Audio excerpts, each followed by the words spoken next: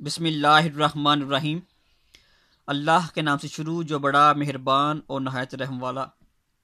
السلام علیکم، میں ہوں محمد عثمان علی بٹ۔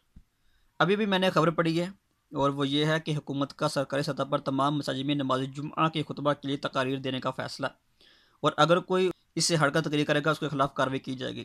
تو سب سے پہلا تو جواب عمران خان صاحب کی حکومت کے لیے وہ یہ ہے کہ کوئی بھی علماء کرام کی جماعت اگر وہ عشق رسول میں قرآن و حدیث سے کوئی بھی خطبہ کرے تو آپ اس کو نہیں روک سکتے۔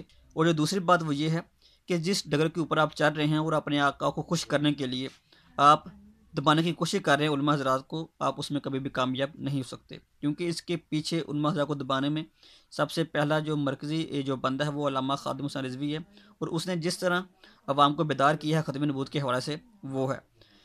اور یہاں پر ایک بات اور یاد رکھ لیں کہ ملیشیا میں آج مذہبی جماعتوں کی طرف سے حکومت کے خلاف ایک بہت بڑا جو جلوس ہے وہ نکلا۔ آج جو پورا ملیشیا ہے تقریباً وہ بند ہے۔ تو میں نہیں چاہتا کہ پاکستان میں بھی ایسا ہو، ہم چاہتے ہیں پاکستان ترقی کرے، تو آپ نے جو اس طرح کے جو ہتھ کنڈے ہیں آپ ان سے باز آ جائیں تاکہ پاکستان ترقی کی راہ پر گامزن ہو سکے۔ مجھے اس بات کا بھی پتہ ہے کہ عمران خان اور اس کی جو حکومت ہے وہ کبھی بھی ڈائریکٹلی ختم نبوت کے اوپر ہاتھ نہیں ڈالے گی، کیونکہ ہم سب نے دیکھ لیا ہے کہ نون لیگ کا کیا حال ہوا۔ اس لیے یہ علماء کرام کو یہ دبانے کی کوشش کر رہے ہیں تاکہ ختم نبوت کا جو مسئلہ ہے وہ دبا جائے اور آسیہ کے حوالے سے جو رائے وہ ہموار کی جا سکے۔ مجھے یہاں پر اشفاق احمد صاحب کا ایک قول یاد آ گیا۔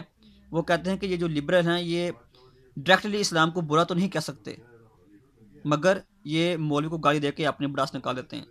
تو آپ بھی اس ڈگر کے اوپر چل رہے ہیں کہ آپ بھی ڈائریکٹلی ختم نبوت کے خلاف نہیں ہیں، مگر آپ علماء کرام کو پڑھ کے ان کو اندر کر کے تو آپ یہ ثابت کرنا چاہتے ہیں کہ میں بھی انہی میں شامل ہوں۔ اور عمران خان صاحب، آپ یہ جمعہ کے خطبہ کے اوپر پابندی کیوں لگا رہے ہیں؟ آپ اسلام کے اوپر پابندی لگا دیں ہیں، مگر مجھے پتہ ہے وہ آپ کام کبھی نہیں کر سکتے، کیونکہ عوام آپ کو کہیں کبھی نہیں چھوڑے گی۔